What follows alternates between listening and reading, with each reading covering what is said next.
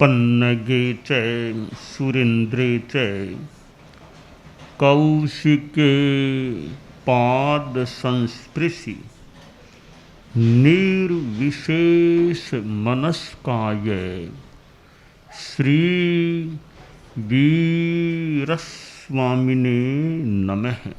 आरहत वाङ्मय में कहा गया है,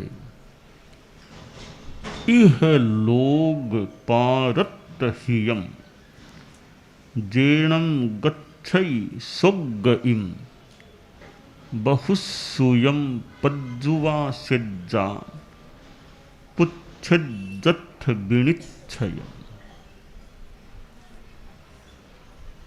बहुश्रुत और ज्ञानी जो होते हैं उनसे ज्ञान प्राप्त हो सकता है। शास्त्र में कहा गया कि बहुश्रुत की पर्युपासना करें और प्रश्न करें, पूछें तथा अर्थ का विनिश्चय करें। पूछने से ज्ञान अगर उत्तर बढ़िया मिल जाए तो अच्छा स्पष्ट हो सकता है।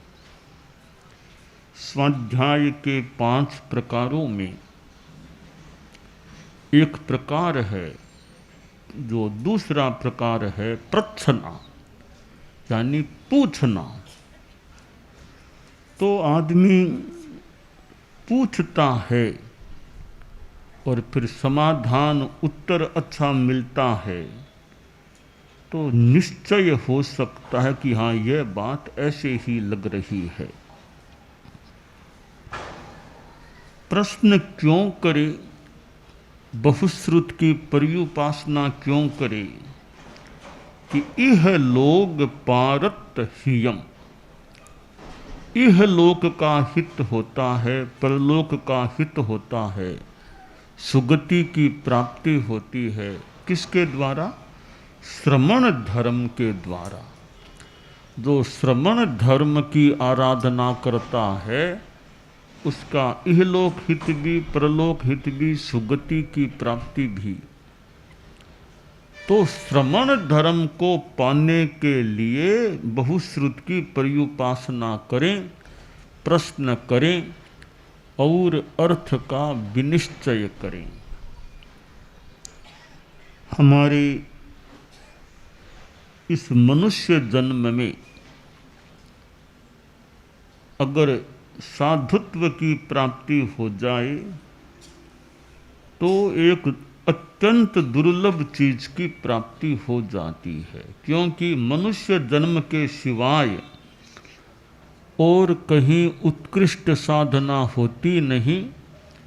और मनुष्यों में भी कोई आदमी ही उत्कृष्ट साधना कर सकते हैं। इसलिए जिसको इस मानव जीवन में श्रमण धर्म की प्राप्ति हो जाती है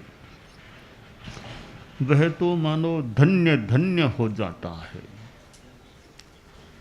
और साधुओं के योग से एक वैराग्य की उपलब्धि में सहयोग भी मिल सकता है। साधुओं का सानिध्य मिले तो सुनते सुनते, जानते जानते कहीं साधुत्व को ग्रहण करने की भावना भी पैदा हो सकती है।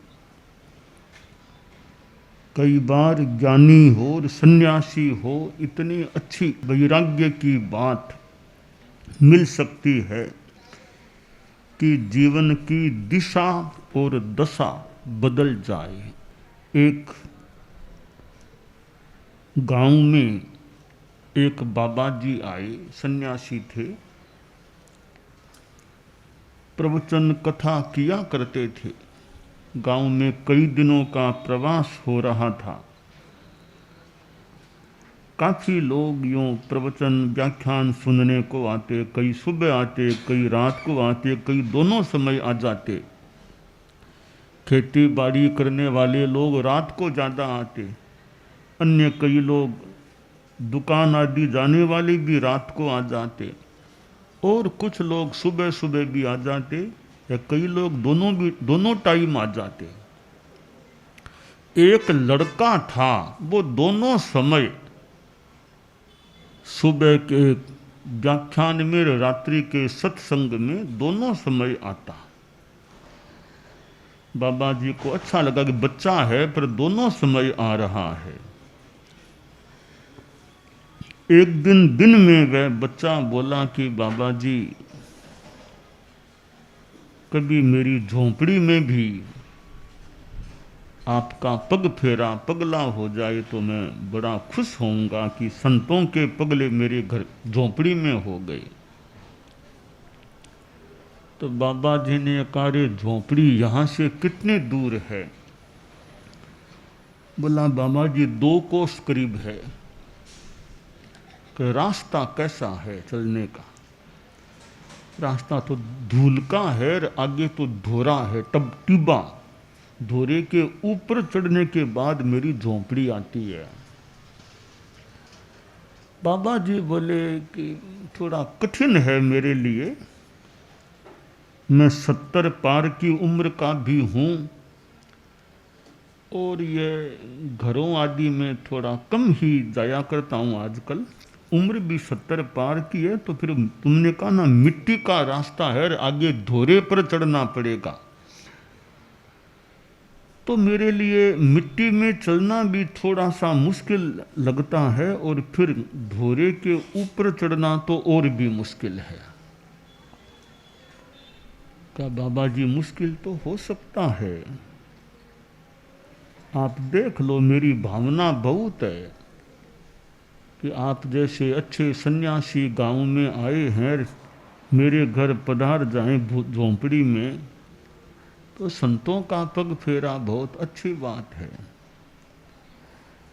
का देखो, मैं कहता तो नहीं हूँ कि आ जाऊँगा, जैसे मौका होगा। अभी कोई निश्चय पूर्वक नहीं कहता, न हाँ कहता न ना कहता। का ठीक है बाबा जी, आप कृपा रखना मेरे पर। 2-3 दिन के बाद वो बाबा जी कोई भिक्षा के लिए यूँ गए थे, तो करीब 1 कोस चले गए, तो रास्ते में लड़का मिल गया।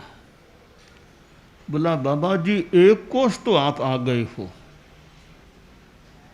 क्योंकि गांव के घर भी कई दूर हैं, तो आप भिक्षा के लिए आए होंगे। अब 1 कोस लगभग और आप चल लें तो मेरी झोंपड़ी भी आ जाए। तो बाबा ने सोचा, बार बार कई बार इसने कहा भी है, तो देखता हूँ, जितना चल सकूँ उतना चलूँ। कहा ठीक है, देखता हूँ, ये रास्ता ले लेता हूँ।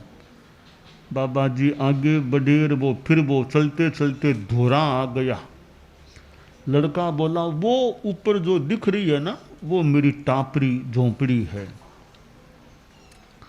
तो बेटा ये धोरा तो ऊंचा है, अब का एक रास्ता पीछे, वो थोड़ा सा यूं खड़ी चढ़ाई वाला नहीं, थोड़ा यूं कम चढ़ाई वाला, तो उसको पीछे की ओर ले गया बाबा जी को।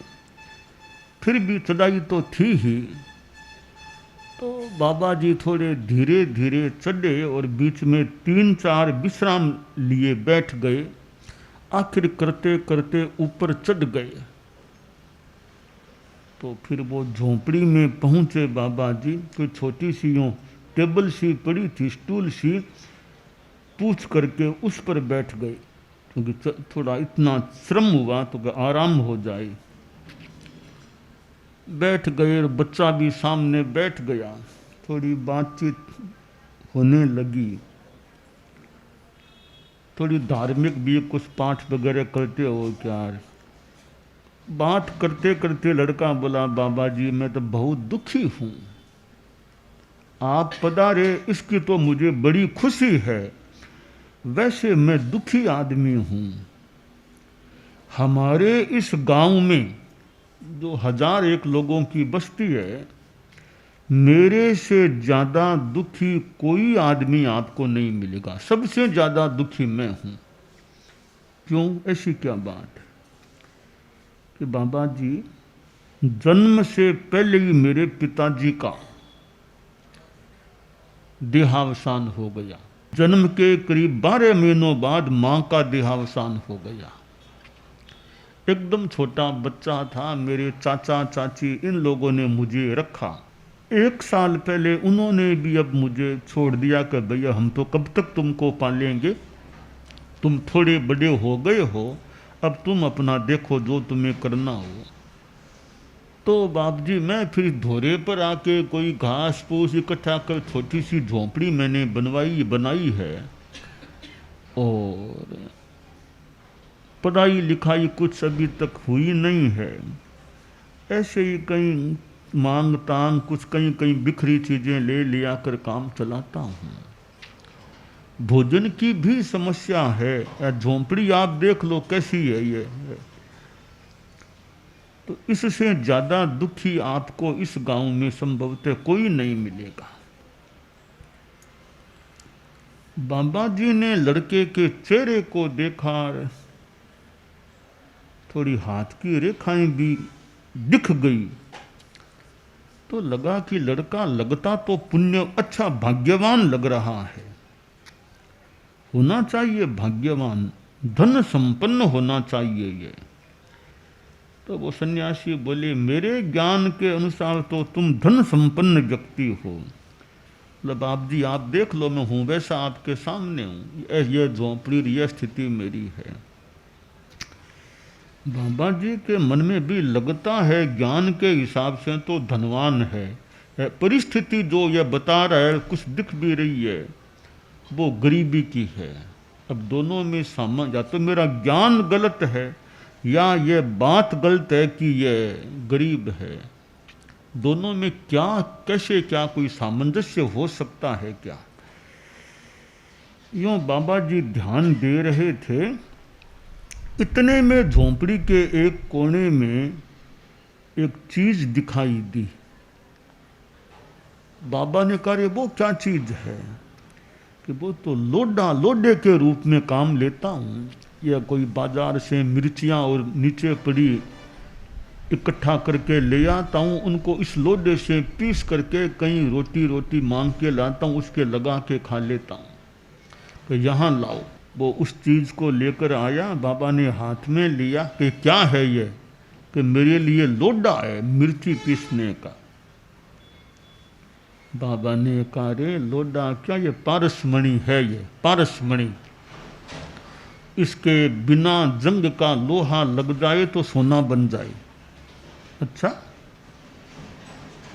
कोई लोहे की चीज है तुम्हारे पास? तो उसने सोचा मेरे पास लोहा भी कहाँ। फिर सोचा रे वो कांटा निकालने वाली चिंपड़ी तो पड़ी है, कई बार कांटा निकालता हूँ। तो बाप जी वो चिंपड़ी है कांटा निकालने की, वो लोहे की है, ला। चिंपड़ी लेकर आया और उस पारसमणि के बाबा ने कहा लगाया, वो सोने की हो गई। तो देख सोना बन गया। वो लड़का दौड़ा, आस पास कोई दुकानें थी वहाँ से लोहा लेकर आया, सारा लोहा उसके लगाया, सारा सोना बन गया। देख तुम कह रहे थे कि मैं गरीब हूँ, तुम्हारे पास कितना धन है, धन का स्रोत है। बोला बाप जी बस आप जैसे ज्ञानी गुरु पधारे तब मुझे यह ज्ञान मिला कि यह पारसमणि मेरे पास है।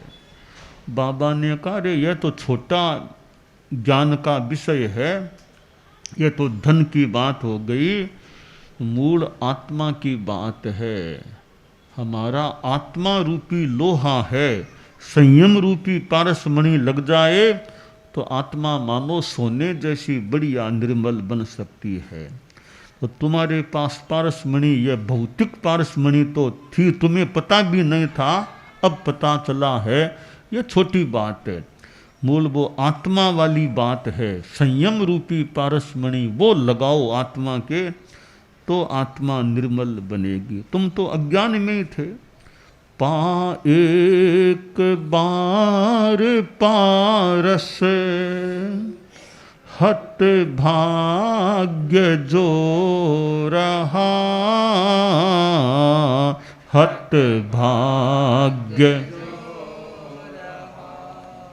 अब सच्चा पार्श्व बनूं मैं, अब सच्चा पार्श्व बस वैसा काम हो मेरे मानस के स्वामी, तुम एक धाम हो, तुम एक प्रभु पार्श्व देव चरणों में, प्रभु पार्श्व देव चरणों। सत सत प्रणाम हो मेरे मानस के स्वामी, तुम एक धाम हो, तुम एक धाम हो। तो लड़का बोला, बाप जी बस अब यह पारसमणि नहीं, मुझे तो आप वाली संयम वाली पारसमणि दे दो। उसने संन्यास ले लिया और आत्मा को संयम रूपी पारसमणि से निर्मल आत्मा रूपी लोहे को सोना बनाने लग गया। एक साधु की संगति हुई, ज्ञान मिल गया और संन्यास भी मिल गया। तो श्रमण धर्म जो बड़ा हितकर है, उसके बारे में उसकी प्राप्ति के लिए बहुश्रुत का मौका मिल जाए, ज्ञानी साधु का मौका मिल जाए, तो ज्ञानी निर्ग्रंथियों से कोई ऐसा पथ दर्शन मिल जाए कि श्रमण धर्म की प्राप्ति हो जाए। हम सिद्ध योगी आचार्य श्री महाप्रज्ञ से प्रेक्षा ध्यान का एक प्रयोग करें। आपको एक प्रयोग कराया जा रहे हैं श्वास प्रेक्षा का। 5 सेकंड में श्वास लेना है, 5 सेकंड भीतर रोकना है और 5 सेकंड रेचन करना है और 5 सेकंड बाहर रोकना है। इस प्रकार 20 सेकंड में एक श्वास। सावधान रहे, श्वास भरे, भीतर रोके, रेचन करे, बाहर रोके, श्वास भरे, भीतर रोके, रेचन करे, बाहर रोके, श्वास भरे, भीतर रोके, रेचन करे, बाहर रोके, श्वास भरे, भीतर रोके, रेचन करे, बाहर रोके, श्वास भरे, भीतर रोके, रेचन करे, बाहर रोके, श्वास भरे, भीतर रोके, रेचन करे, बाहर रोके, श्वास भरे। प्रयोग संपन्न। तो ये ध्यान के बहुत छोटे प्रयोग कराए हैं और इनका स्वयं बार बार अभ्यास करें तो एक अच्छा अभ्यास हो सकता है। ओम आर्षम।